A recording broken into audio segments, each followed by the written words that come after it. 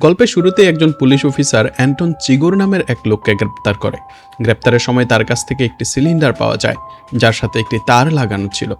Officer অ্যান্টনকে থানায় নিয়ে যায়, কিন্তু অফিসার যখন ফোনে কথা বলায় ব্যস্ত ছিল, তখন অ্যান্টন নিঃশব্দে তার পেছনে আসে এবং আচমকা তাকে মাটিতে ফেলে গলা টিপে ধরে। অ্যান্টন অফিসারকে ততক্ষণ পর্যন্ত ছাড়ে না যতক্ষণ না অফিসারের দম আটকে সে মারা যায়। এরপর অ্যান্টন অত্যন্ত ঠান্ডা মাথায় নিজের হাত করা খুলে, হাত পরিষ্কার করে এবং নিজের সিলিন্ডারটি নিয়ে পুলিশের গাড়ি চড়েই সেখান থেকে বেরিয়ে পড়ে। কিছুটা সামনে যাওয়ার পর অ্যান্টন পুলিশের গাড়ির ক্ষমতার সুযোগ নিয়ে সামনে থাকা একটি গাড়িকে থামার সংকেত দেয়। অ্যান্টন সেই লোকটির কাছে গিয়ে তাকে গাড়ি থেকে নেমে আসতে বলে। লোকটির কাছে পুরো ব্যাপারটা অদ্ভুত লাগলেও অ্যান্টনের সাথে পুলিশের গাড়ি থাকায় সে অবাধ্য হয় না। অ্যান্টন যেভাবে বলে সে সেভাবেই গাড়ি থেকে নামে। এরপর অ্যান্টন খুব স্বাভাবিক ভঙ্গিতে সিলিন্ডারের তারটি লোকটির কপালে ঠেকায়। লোকটি তখনও বুঝতে পারেনি আসলে কি হতে চলেছে, আর সে কিছু বোঝে ওঠার আগেই অ্যান্টন তাকে শুট করে গুলি করে দেয়। আসলে অ্যান্টনের সিলিন্ডারটি কোনো সাধারণ সিলিন্ডার ছিল না, বরং সেটি ছিল তার নিজের তৈরি করা একটি বিশেষ বন্দুক। এরপর অ্যান্টন লোকটির গাড়িটি নিয়ে সেখান থেকে রওনা দেয়। অন্যদিকে আমরা লেভেলিন মস নামের একজন অবসরপ্রাপ্ত সৈনিককে দেখতে পাই, যে টেক্সাসের মরুভূমিতে শিকার করছিল। মস একটি শিকারের উপর নিশানা লাগালেও তার লক্ষ্যভ্রষ্ট হয়, যার ফলে শিকারটি পালিয়ে যায়। এরপর মস নতুন শিকারের খোঁজে মরুভূমির আরো গভীরে চলে আসে। তখনই দূর থেকে তার নজর নিচে দাঁড়িয়ে থাকা বেশ কিছু গাড়ির উপর পড়ে। মস যখন দূরবীন দিয়ে দেখে, তখন সে গাড়িগুলোর চারপাশে অনেকগুলো লাশ পড়ে থাকতে দেখে। কৌতূহল সামলাতে না পেরে মস পরিস্থিতি খতিয়ে দেখতে সেখানে পৌঁছায় এবং দেখে যে সত্যি এখানে অনেক মানুষ মারা গেছে এবং সবার হাতে বন্দুক রয়েছে। চারপাশের অবস্থা দেখে পরিষ্কার বোঝা যাচ্ছিল যে এখানে কোনো ভয়ানক গ্যাং ওয়ার হয়েছে। মস তল্লাশি করার জন্য একটি গাড়ির দরজা খোলে এবং ভেতরে একজন আহত লোককে দেখতে পায়। লোকটি মসের কাছে পানি চায়, কিন্তু মস বলে যে তার কাছে কোনো পানি নেই এবং সেই লোকটির গানটি কেড়ে নেয়। এরপর মস যখন গাড়ির পেছনের অংশ চেক করে, সেখানে প্রচুর ড্রাগস পায়। ড্রাগসগুলো দেখে মস নিশ্চিত হয়ে যায় যে যেখানে এত ড্রাগস আছে সেখানে নিশ্চয়ই প্রচুর টাকাও থাকবে, তাই সে টাকা খুঁজতে শুরু করে। তখনই তার নজর সামনের একটি গাছের উপর পড়ে, যার নিচে একজন লোক বসেছিল। মস সাথে সাথে সেখানেই বসে পড়ে এবং লোকটির নাড়াচাড়া করার অপেক্ষা করতে থাকে, কিন্তু বেশ কিছুক্ষণ পরও লোকটির কোনো সাড়া শব্দ না পাওয়ায় মস তার কাছে যাওয়ার সিদ্ধান্ত নেয়। মস সেখানে পৌঁছা মাত্রই দেখতে পায় যে লোকটি ইতিমধ্যেই মারা গেছে। মস দ্রুত লোকটির পিস্তলটি নিয়ে নিজের কাছে রেখে দেয়। ঠিক তখনই তার নজর পাশে পড়ে থাকা একটি ব্রিফকেসের উপর পড়ে। মস যখন সেটি খোলে, তখন দেখে ভেতরে ঠাসা প্রচুর টাকা। বিপুল এই অর্থ দেখে মসের ভেতরে লোভ জেগে ওঠে এবং সে অন্য কোনো পরিণতির কথা না ভেবেই ব্রিফকেসটি নিয়ে বাড়ি চলে আসে। কিন্তু সে তখনও জানতো না যে এই একটি সিদ্ধান্তই তার জীবনের সবচেয়ে বড় ভুল প্রমাণিত হতে চলেছে। মস বাড়ির নিচে নিজের গানটি লুকিয়ে রেখে ভেতরে ঢুকে, যেখানে তার স্ত্রী কার্লা টিভি দেখছিল। কার্লার নজর মসের হাতে থাকা ব্রিফকেসের ওপর পড়তেই সে জিজ্ঞাসা করে এর ভেতরে কি আছে। মস কোনো লুকোছাপা না করে সরাসরি বলে দেয় যে এতে প্রচুর টাকা রয়েছে। একথা শুনে কার্লা তাকে একের পর এক প্রশ্ন করতে শুরু করে, কিন্তু মস তাকে কোনো প্রশ্ন করতে বারণ করে দেয়। রাতে দুজন ঘুমাতে গেলেও মসের চোখে ঘুম আসছিল না। মরুভূমির সেই আহত লোকটির মুখ, যে মসের কাছে জল চেয়েছিল, তার কথা মসের বারবার মনে পড়ছিল। মস বিছানা ছেড়ে ওঠে এবং একটি পাত্রে জল ভরতে শুরু করে। তখনই কার্লা জেগে যায় এবং জিজ্ঞাসা করে, তুমি এত রাতে কোথায় যাচ্ছ? মস বলে, একটা বোকামি করতে যাচ্ছি, কিন্তু তাও আমাকে যেতেই হবে। এরপর মস গাড়ি নিয়ে সেই লোকটিকে জল খাওয়ানোর উদ্দেশ্যে বেরিয়ে পড়ে। মস ঘটনাস্থলে পৌঁছে নিজের গাড়িটা কিছুটা দূরে পার্ক করে এবং জল নিয়ে সে গাড়িটির কাছে যায়। কিন্তু যখন সে গাড়ির দরজা খুলে, তখন দেখে ভেতরে থাকা লোকটি ততক্ষণে মারা গেছে, যার জন্য মস এত রাতে নিজের জীবন ঝুঁকিতে ফেলে সেখানে এসেছিল। যখন সে পেছনে ফেরে, তখন নিজের গাড়িটির কাছে আরেকটি গাড়ি দাঁড়িয়ে থাকতে দেখে এবং লক্ষ্য করে কিছু লোক তার গাড়িতে তল্লাশি করছে। এটা দেখে মস পুরোপুরি বুঝে যায় যে সে খুব খারাপভাবে ফেঁসে গেছে। ঠিক তখনই ওই গাড়িটি মসের দিকে এগুতে শুরু করে। মসও নিজের প্রাণ বাঁচাতে দৌড় দেয়। গাড়ির লোকেরা মসের উপস্থিতি টের পেয়ে সাথে সাথে তার পিছু নেয়। মস সর্বশক্তিতে দৌড়াতে থাকে, কিন্তু তখনই একজন লোক পেছন থেকে এসে তার কাঁধে গুলি করে বসে, যার আঘাতে মস মাটিতে পড়ে যায়। তবে ততক্ষণে মস নদীর একদম কাছাকাছি পৌঁছে গিয়েছিল। শত্রুপক্ষ তার নাগাল পাওয়ার আগেই মস নদীতে ঝাঁপ দেয় এবং স্রোতের সাথে সামনের দিকে ভেসে যায়। এটি দেখে তারা মসের পেছনে একটি হিংস্র কুকুর লেলিয়ে দেয়। এখন নদীর বুকে আগে আগে মস, আর ঠিক তার পেছনে তাড়া করে আসা সেই কুকুর। কিছুটা দূর যাওয়ার পর মস নদী থেকে তীরে ওঠে। কুকুরটিও দ্রুত মসের দিকে ধেয়ে আসছিল, কিন্তু মস সতর্ক ছিল। সে কামড় বসানোর আগেই নিজের গান বের করে ফেলে এবং কুকুরটি কাছে আসতেই তাকে শুট করে দেয়, যার ফলে সে যাত্রায় তার প্রাণ বেঁচে যায়। অন্যদিকে অ্যান্টন গাড়িতে তেল ভরার জন্য একটি পেট্রোল পাম্পে থামে। অ্যান্টন যখন বিল পরিশোধ করছিল তখন পেট্রোল পাম্পের মালিক তাকে জিজ্ঞেস করে, তুমি কোথা থেকে এসেছো? কারণ তোমাকে এখানকার বাসিন্দা বলে তো মনে হচ্ছে না। মালিককে আসলে নিতান্তই সাধারণ কথাবার্তা বলছিল, কিন্তু সে জানতো না যে সে কতটা ভয়ানক এক মানুষের সাথে কথা বলার চেষ্টা করছে।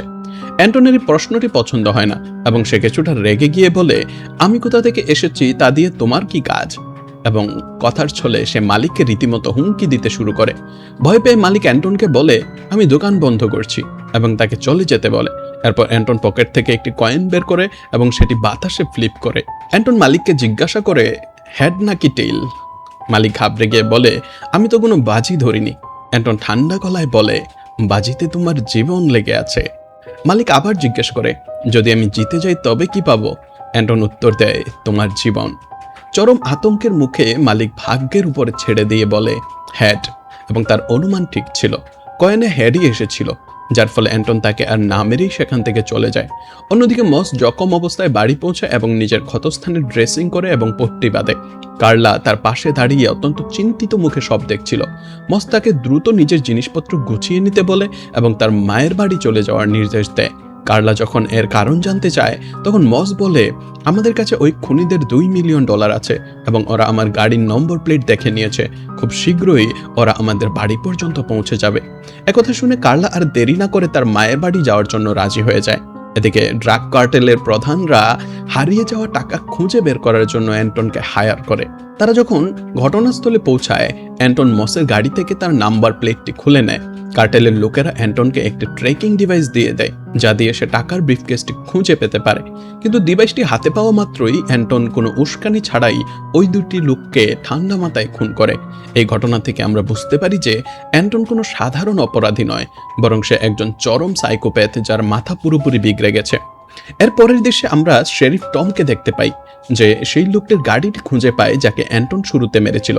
এই সূত্র ধরেই শেরিফ বুঝতে পারে যে ঘাতক প্রথমে থানায় পুলিশকে মেরেছে, তার গাড়ি চুরি করেছে এবং এরপর পথে আরেকজন নির্দোষ লোককে মেরে তার গাড়ি নিয়ে পালিয়ে গেছে। এরপর টম তার সঙ্গীকে সাথে নিয়েই সেই মরুভূমির গ্যাং ওয়ারের জায়গায় পৌঁছায়। সেখানে সে মসের পরিত্যক্ত গাড়িটি দেখতে পায় এবং চিনে ফেলে যে এটিই মসের গাড়ি। তার সঙ্গী কৌতূহলী হয়ে জিজ্ঞাসা করে, আপনার কি মনে হয় মসও কোনো ড্রাগ ডিলার? টম দৃঢ়তার সাথে বলে, আমার তেমনটা মনে হয় না।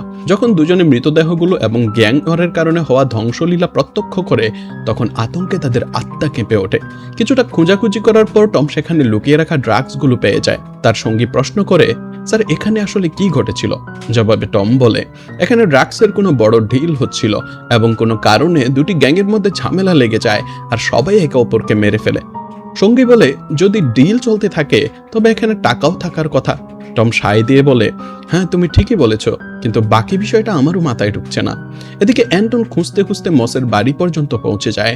লক ভেঙে সে যখন ভেতরে ঢুকে তখন মেঝেতে একটি চিঠি পড়ে থাকতে দেখে, যাতে ছিল একটি টেলিফোন বিল।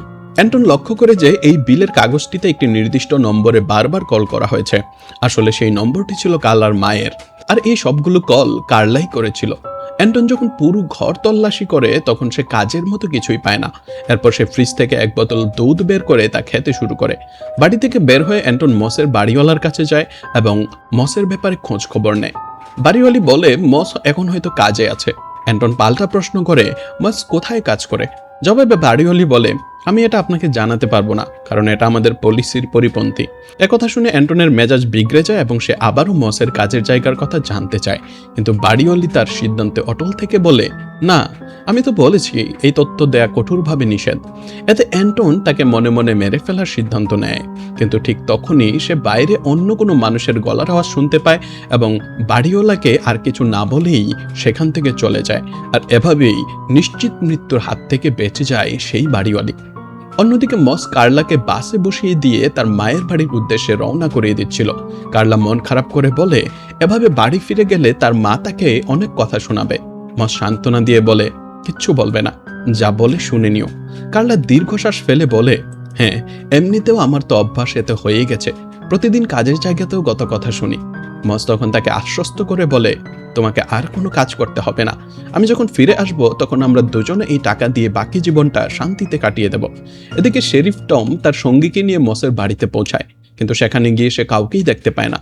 তখনই টমের নজর টেবিলে রাখা দুধের বোতলটির উপর পড়ে, যার গায়ে তখনও ঠান্ডা ভাব বা আর্দ্রতা লেগেছিল। এর মানে দাঁড়ায় অ্যান্টন এইমাত্র এখান থেকে গেছে। এটা দেখে সঙ্গী উত্তেজিত হয়ে বলে, স্যার, আমাদের জলদি স্টেশনে রেডিওতে সব খবর পাঠানো উচিত। টম ঠান্ডা গলায় বলে, আমরা ওদের কি বলবো? পুলিশ কাকে ধরবে? এমন একজন লোককে যেই মাত্র দুধ খেয়েছে? আমরা তো এটাও জানি না যে সে দেখতে কেমন। সঙ্গী তখন জিজ্ঞেস করে, মসের কি কোনো ধারণা আছে যে তার পেছনে কতটা বিপজ্জনক লোক লেগেছে? জবাবে টম বলে, সে খবর পেয়ে গেছে, আর সেই জন্যই সে এখান থেকে আগেই পালিয়ে গেছে। অন্যদিকে মস একটি সস্তা হোটেলে গিয়ে ওঠে এবং সেখানে সবচেয়ে সাধারণ রুমটি বুক করে, যাতে কেউ তাকে সন্দেহ না করে। এখন তার প্রধান কাজ ছিল টাকাগুলো কোনো নিরাপদ জায়গায় লুকিয়ে ফেলা। তখনই তার নজর ঘরের ভেন্টিলেটরের ওপর পড়ে। মস স্ক্রুড্রাইভার দিয়ে সেই ঢাকনা খুলে এবং টাকায় ভরা ব্রিফকেসটির সাথে অত্যন্ত শক্ত একটা দড়ি বেঁধে তা ভেন্টিলেটরের ভেতরে ঢুকিয়ে দেয়। তারপর ধাক্কা দিয়ে সেটিকে অনেক গভীরে পাঠিয়ে দেয়। এরপর মস কিছু নতুন জামা কাপড় কিনতে বাইরে যায়, কিন্তু রাতে যখন সে হোটেলে ফিরে আসে তখন সে নিজের রুমের ঠিক পাশের রুমটির বাইরে একটি সন্দেহভাজন গাড়ি দাঁড়িয়ে থাকতে দেখে। এটা দেখে মসের মনে সন্দেহের দানা বাঁধে এবং সে ঝুঁকি না নিয়েই অন্য একটি হোটেলে চলে যায়। এদিকে অ্যান্টন টেলিফোন বিলের সেই নম্বরে কল করে মসের ব্যাপারে জানতে চায়, কিন্তু অপাস থেকে কার্লার মা কোনো তথ্য দিতে পরিষ্কার অস্বীকার করে। কোনো উপায় না দেখে অ্যান্টন সরাসরি কার্লার মায়ের বাড়ির উদ্দেশ্যে রওনা দেয়, যার ঠিকানায় ওই টেলিফোন বিলেই লেখা ছিল। অন্যদিকে টমের সঙ্গী তার কাছে এসে রাস্তায় উদ্ধার হওয়া লোকটির ময়নাতদন্তের রিপোর্ট জমা দেয়। সে জানায় যে লোকটি গুলিতেই মারা গেছে, কিন্তু সেই গুলি লোকটির মাথায় পাওয়া যায়নি। টম অবাক হয়ে বলে, তাহলে গুলি কোথায় গেছে? খুনি কি প্রথমে তাকে গুলি করেছে আর তারপর ছুরি দিয়ে মাথা কেটে ওটা বের করে নিয়েছে? সঙ্গী সায় দিয়ে বলল, পরিস্থিতি দেখে তো তেমনই মনে হচ্ছে। এই লোমহর্ষক তত্ত্ব শুনে টম মারাত্মক চিন্তায় পড়ে যায়, কারণ সে কিছুতেই মেলাতে পারছিল না যে মানুষ এতটা নির্মম ও পিশাচ কিভাবে হতে পারে। পরদিন সকালে মস একটি গানের দোকান থেকে একটি গান কেনে এবং সাথে কিছু লোহার রডও কিনে নেয়। এরপর সে আবার নিজের নতুন হোটেলে ফিরে আসে এবং নিজের রুমের ঠিক পেছনের দিকে আরেকটি রুমও ভাড়া নেয়। নতুন রুমে গিয়ে মস রডগুলোকে একে অপরের সাথে জোড়া দিতে শুরু করে, যাতে সেটির সাহায্যে ভেন্টের ভেতর থেকে টাকার ব্রিফকেসটি সে টেনে আনতে পারে।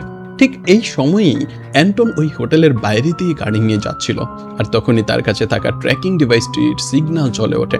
এটা দেখে অ্যান্টন নিশ্চিত হয়ে যায় যে টাকা এই হোটেলেরই কোনো না কোনো রুমে আছে। অ্যান্টন গাড়িটি প্রতিটি রুমের সামনে দিয়ে ধীরে ধীরে নিয়ে যায় এবং শেষ পর্যন্ত সেই রুমটি চিহ্নিত করে ফেলে যেখানে মস টাকা লুকিয়ে রেখেছিল। অ্যান্টন কোনো দ্বিধা না করে লক ভেঙে রুমের ভেতর ঢুকে পড়ে, কিন্তু রুমটি ছিল একদম ফাঁকা। চারদিক খোঁজাখুঁজি করার পরও অ্যান্টন যখন টাকা পায় না, তখন তার সন্দেহ হয়েছে টাকা হয়তো পাশের রুমে থাকতে পারে। তাই সে তার ব্যাগ থেকে গান এবং নিজের বিশেষ সিলিন্ডারটি বের করে পাশের রুমের দরজা খোলে, আর ভেতরে ঢুকতেই সে ড্রাগ কার্টেলের কয়েকজন লোককে ওত পেতে বসে থাকতে দেখে, যাদের অ্যান্টন খুব সহজেই মেরে ফেলে। একজন লোক অ্যান্টনের কাছে প্রাণ ভিক্ষা চায়, কিন্তু অ্যান্টন পর্দা এগিয়ে দিয়ে তাকেও মেরে ফেলে। অন্যদিকে গুলির আওয়াজ মসও শুনে নেয়। এবার অ্যান্টন নিজের পা থেকে জুতো খোলে এবং রুমে টাকা খুঁজতে শুরু করে। তখনই তার নজর ভ্যান্টের উপর পড়ে। যখন অ্যান্টন সেটির স্ক্রু খোলে তখন সেখানে স্ক্র্যাচ দেখতে পায়, কিন্তু টাকার ব্রিফকেসটি সেখানে ছিল না, কারণ মস সেটি নিয়ে ততক্ষণে বেরিয়ে পড়েছিল।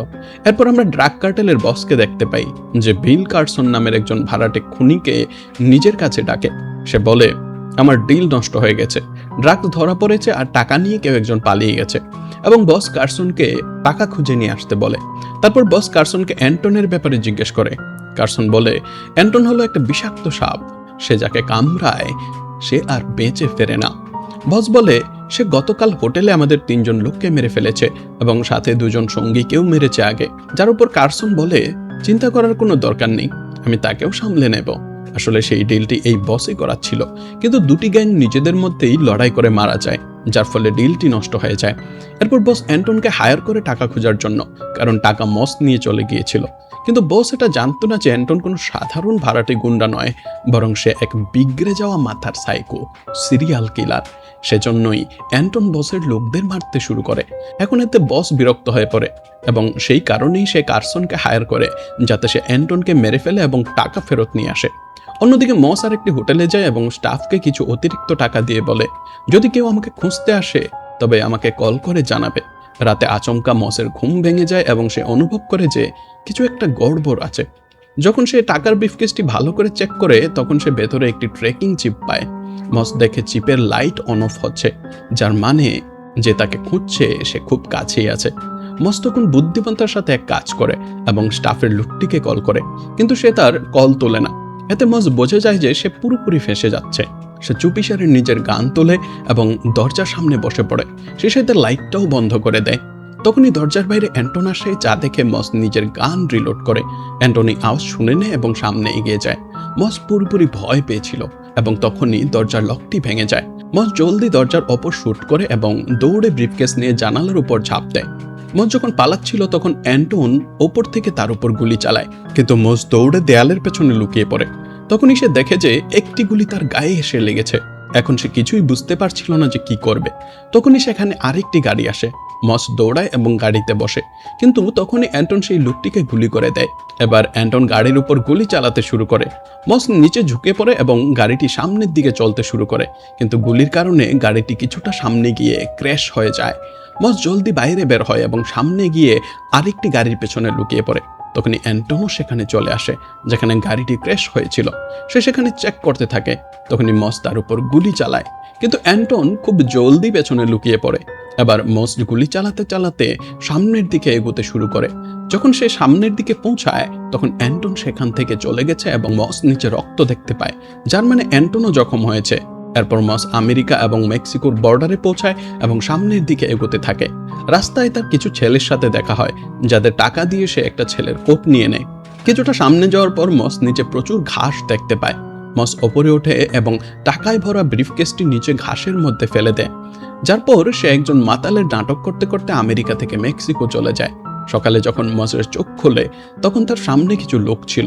মস তাদের টাকা দেয় এবং বলে, আমাকে হাসপাতালে নিয়ে চলো। অন্যদিকে অ্যান্টন নিজের গাড়িতে বসে একটি ফার্মেসি লক্ষ্য করছিল।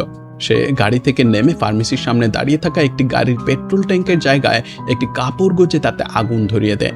অ্যান্টন ফার্মেসির ভেতরে যাওয়া মাত্রই সেখানে একটি বিস্ফোরণ ঘটে, যার ফলে চারদিকে হুড়োহুড়ি ও বিশৃঙ্খলা তৈরি হয়। আর এই সুযোগে অ্যান্টন নিজের প্রয়োজনীয় চিকিৎসা সামগ্রী নিয়ে নেয়। এরপর অ্যান্টন নিজের রুমে ফিরে আসে। সেখানে এসে সে নিজের হাত দিয়ে সে ক্ষতস্থানটি পরিষ্কার করে, তাতে ইঞ্জেকশন দেয় এবং গুলিটি বের করে আনে।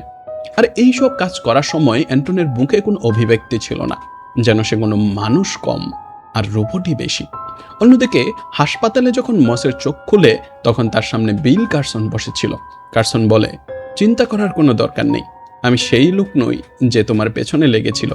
মস বলে, আমি জানি, আমি তাকে দেখেছি। কারসন অবাক হয়ে বলে, তুমি অ্যান্টনকে দেখেছো, তাও বেঁচে আছো? মস জিজ্ঞেস করে, সে কে? কারসন জানায়, অ্যান্টন একটা সাইকো এবং যেই তার রাস্তায় আসে সে তাকে মেরে ফেলে। কারসন মসের কাছে টাকার ব্যাপারে জানতে চায়, যার উপর মস বলে, সেগুলো আমার কাছ থেকে কোথাও হারিয়ে গেছে। কারসন বলে, তুমি যদি আমাকে টাকাগুলো দিয়ে দাও তবে আমি তোমাকে সাহায্য করতে পারি, কারণ এখন সেই অ্যান্টন তোমার স্ত্রী কার্লার মায়ের বাড়িতে যাবে। আর যদি তুমি আমাকে টাকা দাও তবে আমি তোমাকে কিছু টাকাও দিয়ে দেব। মস বলে, যদি ডিলই করতে হয় তবে আমি অ্যান্টনের সাথেই কেন করব না? কারসন বলে, না না, অ্যান্টন আমাদের মতো নয়, সে একটা পাগল। সে টাকার জন্য কাজ করে না, সে নিজের নিয়মে চলে। এখন তুমি যদি তাকে টাকা দিয়েও দাও তাও সে তোমাকে মারবে, কারণ তুমি তার সাথে পাঙ্গা নিয়েছো। যাওয়ার আগে কারসন মসের কাছে নিজের নম্বর দিয়ে যায়, যাতে মসের সিদ্ধান্ত পাল্টালে সে যেন ফোন করতে পারে। অন্যদিকে টম কার্লার সাথে দেখা করে এবং মসের ব্যাপারে জানতে চায়। কার্লা বলে, আমি জানি না সে কোথায় আছে। টম বলে, যদি জানতে তবে কি বলতে? কার্লা বলে, হয়তো না, কারণ আপনারা তাকে বিরক্ত করতেন। এরপর টম তাকে বলে, মস খুব খারাপ লোকদের মাঝে ফেসে গেছে এবং আমি যদি তাকে সাহায্য না করি তবে সে মারা যাবে। যার পর কার্লা বলে, মস খুব শক্তিশালী এবং সে হার মানবে না। এটি শুনে টম কার্লাকে বলে, তুমি কি চার্লিকে চিনতে? কার্লা বলে, না। টম বলে, চার্লি নিজের পশুদের মাথায় গুলি করত এবং তারপর তাদের উল্টো ঝুলিয়ে তাদের ঘাড় কেটে রক্ত বয়ে যাওয়া দেখত। কিন্তু একদিন সে যখন তার একটা মোষকে মারার চেষ্টা করছিল তখন মোষটি দৌড়াতে শুরু করে এবং এই কারণে চার্লির নিজের গুলি তার নিজের গায়েই লেগে যায় আর সে নিজেই মারা যায়। আমি এটাই বলতে চাচ্ছি যে কেউ জানে না এই লড়াই আসলে কি হবে। অন্যদিকে কারসন সেই ব্রিফকেসটি পেয়ে যায় যাতে টাকা ছিল। এরপর কারসন নিজের ঘরে আসে, কিন্তু সেখানে অ্যান্টন আগে থেকেই উপস্থিত ছিল। এবার অ্যান্টন কারসনকে বন্দুকের মুখে বসিয়ে দেয়। কারসন অ্যান্টনকে বলে, আমি জানি টাকা কোথায় আছে, এবং আমি তোমাকে ওটা এনে দিতে পারি। কিন্তু অ্যান্টনের টাকাতে কিছু আসে যায় না এবং সে কার্সনকে সাথে সাথে মেরে ফেলে। তখনই কার্সনের ফোনে একটা কল আসে। অ্যান্টন যখন কলটি ধরে তখন অন্য পাশে মস ছিল। সে জিজ্ঞেস করে কার্সন কোথায়, যার পর অ্যান্টন বলে সে তো মারা গেছে। এখন এটি শুনে মস বুঝে যায় যে এই সেই লোক যে তার পিছু নিয়েছে। অ্যান্টন মসের সাথে দেখা করার জন্য তাকে ডাকে, যা মস প্রত্যাখ্যান করে। এরপর অ্যান্টন বলে তুমি যদি আমাকে টাকা না দাও তবে আমি তোমার স্ত্রীকে মেরে ফেলবো। যার পর মস ঘাবড়ে যায় এবং বলে ঠিক আছে, আমি তোমাকে টাকা ফেরত এনে দেব। এরপর মস বর্ডার পার করে এবং ঘাস থেকে টাকায় ভরা ব্রিফকেসটি তুলে নেয়। যার পর মস কার্লাকে কল করে এবং তাকে নিজের সাথে একটি হোটেলে দেখা করতে বলে। সে কার্লাকে বলে আমি তোমাকে সব টাকা দিয়ে দেব, সেগুলো নিয়ে তুমি এখান থেকে চলে যেও, আর আমি এই অ্যান্টনের সাথে খেলা শেষ করে তোমার কাছে চলে আসব। কার্লা বলে আমি তোমাকে ছেড়ে যাব না। যার পর মস বলে যাও কার্লা, আর কোনো উপায় নেই। অন্যদিকে অ্যান্টন কার্লের বসকেও মেরে ফেলে, কারণ সে কার্সনকে তাকে মারার জন্য পাঠিয়েছিল। রুমে বসের অ্যাকাউন্টেন্টও ছিল। সে অ্যান্টনকে জিজ্ঞেস করে তুমি কি আমাকেও মেরে ফেলবে? যার পর অ্যান্টন বলে তুমি যদি নিজের মুখ বন্ধ রাখতে পারো তবে এখান থেকে চলে যেতে পারো। অন্যদিকে কার্লা নিজের মায়ের সাথে মসের উদ্দেশ্যে রওনা দেয় এবং কিছু কার্টেলের লোক তাদের ফলো করতে থাকে। কিন্তু তখনই কার্লা গাড়ি থামে এবং টমকে কল করে মসের ঠিকানা জানিয়ে দেয় আর বলে প্লিজ ওকে বাঁচান। আর এরই মধ্যে কার্টেলের লোক কার্লার মায়ের সাথে কথার চলে মসের ঠিকানা জেনে নেয়। অন্যদিকে অ্যান্টনের গাড়ির পেট্রোল শেষ হয়ে যায়। সে একটি গাড়িকে থামায় এবং লোকটিকে জিজ্ঞেস করে কাছের এয়ারপোর্টটি কোথায়। যার পর লোকটি তাকে বলে দেয় এয়ারপোর্টের ঠিকানাটি। আসলে অ্যান্টনও সন্দেহ করছিল যে মস পালিয়ে যাওয়ার প্ল্যানিং করছে। অ্যান্টন সেই লোকটিকেও মেরে ফেলে এবং তার গাড়ি নিয়ে চলে যায়। অন্যদিকে মস নিজের হোটেলের বাইরে কার্লার জন্য অপেক্ষা করছিল। তখনই সেখানে সুইমিং পুলের পাশে বসে একটি মেয়ে মসকে বলে তুমি কি আমার সাথে রোমান্স করতে চাও? কিন্তু মস তেমনটা করতে অস্বীকার করে, কারণ সে নিজের স্ত্রীকে ধোকা দিতে চায়নি। কিছু সময় পর শেরিফ টম মসের লোকেশনে পৌঁছায় এবং সে দেখে কার্টেলের কিছু লোক সেখান থেকে গাড়িতে করে পালাচ্ছে। টম যখন হোটেলে যায় তখন সে মসের লাশ দেখতে পায়। আসলে টমের পৌঁছানোর আগেই অ্যান্টন মসকে মেরে ফেলেছিল। আর এরই মধ্যে সেই কার্টেলের লোকেরাও চলে আসে এবং তারা মসের কাছ থেকে টাকা নিয়ে চলে যায়। এরপর সেখানে সমস্ত পুলিশ চলে আসে এবং জায়গাটিকে সিল করে দেওয়া হয়। রাতে যখন কার্লা সেখানে পৌঁছায় এবং মসের ব্যাপারে জানতে পারে তখন সে পুরোপুরি ভেঙে পড়ে। অন্যদিকে টমও খুব দুঃখী ছিল, কারণ সে মসকে বাঁচাতে পারেনি। কিন্তু তখনই সে কিছু একটা অনুভব করে এবং তার সন্দেহ হয় যে অ্যান্টন হয়তো ভেতরেই থাকতে পারে। সেই জন্য সে সেই রুমে ফিরে যায়, কিন্তু সে সেখানে কিছুই পায় না এবং রুমটি পুরোপুরি খালি ছিল। পরের দিন টম তার আঙ্কেল এলিসের সাথে দেখা করতে চায় এবং বলে আমি চাকরি ছেড়ে দিচ্ছি। এলিস জিজ্ঞেস করে কিন্তু কেন? টম বলে আজকালের ক্রিমিনালরা খুব বিপজ্জনক হয়ে গেছে এবং ওরা যেভাবে নির্মমভাবে মানুষদের মারে আমি তা সহ্য করতে পারি না। এরপর এলিস তাকে বলে ক্রিমিনাল তো সবসময়ই ছিল, এখনো আছে, আগেও ছিল। অন্যদিকে কার্লা নিজের মায়ের ফিউনারাল সম্পন্ন করে, যে নিজেও মারা গেছে। কার্লা যখন বাড়ি আসে তখন দেখে ভেতরে অ্যান্টন বসে আছে। তাকে দেখে কার্লা বুঝে যায় এই লোকই মসকে মেরেছে। কার্লা তাকে বলে আমার কাছে টাকা নেই এবং জিজ্ঞেস করে তুমি এমন কেন বলছো, এতে তোমার কোনো লাভ হবে না। সাইকো অ্যান্টন তাকে জবাব দেয় হ্যাঁ আমি জানি, কিন্তু তোমার স্বামী মসকে আমি বলেছিলাম আমাকে টাকা দিয়ে দাও তবে আমি তোমাকে ছেড়ে দেব, কিন্তু সে আমার কথা শুনেনি, আর সেই জন্যই এখন তোমাকে মরতে হবে। কার্লা বলে তোমার এটা করার কোনো প্রয়োজন নেই। অ্যান্টন বলে সবাই আমাকে এটাই বলে। সে নিজের কয়েনটি বের করে এবং সেটি ফ্লিপ করে জিজ্ঞাসা করে কার্লাকে হেড নাকি টেইল, কিন্তু কার্লা কোনো কিছু বলতে অস্বীকার করে এবং বলে কয়েন আমার ভাগ্যের ফাইসালা করতে পারবে না, যাই হোক না কেন মারবে তো তুমি, তাই না? অ্যান্টন বলে হ্যাঁ তুমি ঠিকই বলেছ। কিছুক্ষণ পর অ্যান্টন ঘর থেকে বের হয় এবং নিজের পায়ের রক্ত চেক করে, যার মানে এই শয়তান মিষ্টি মেয়ে কার্লাকেও মেরে ফেলেছে। অ্যান্টন যখন গাড়ি করে যাচ্ছিল তখন তার নজর পেছনে আসতে থাকা কিছু বাচ্চার উপর পড়ে, যার ফলে তার মনোযোগ বিঘ্নিত হয়ে যায় এবং তার গাড়ির অ্যাক্সিডেন্ট হয়ে যায়। কিন্তু দুর্ভাগ্যবশত অ্যান্টন বেঁচে যায়। সে জখম অবস্থায় বাইরে বের হয় এবং তার হাতের হাড় ভেঙে গিয়েছিল। তখনই সেই বাচ্চারা তার কাছে চলে আসে। অ্যান্টন তাদের থেকে একটি শার্ট নেয় এবং সেটি দিয়ে নিজের হাতটি বেঁধে নেয় এবং সেই বাচ্চাদের কিছু টাকা দিয়ে বলে যদি কেউ আমার ব্যাপারে জিজ্ঞেস করে তবে বলবে তোমরা কিছুই দেখোনি, এবং তারপর সেখান থেকে সে জীবিত অবস্থায় চলে যায়। আর এখানেই মুভিটি শেষ হয়ে যায়। যদি ভিডিওটি পছন্দ হয়ে থাকে তবে লাইক এবং চ্যানেলটি অবশ্যই সাবস্ক্রাইব করবেন যাতে আপনারা পরবর্তী ভিডিওগুলো দেখতে পারেন।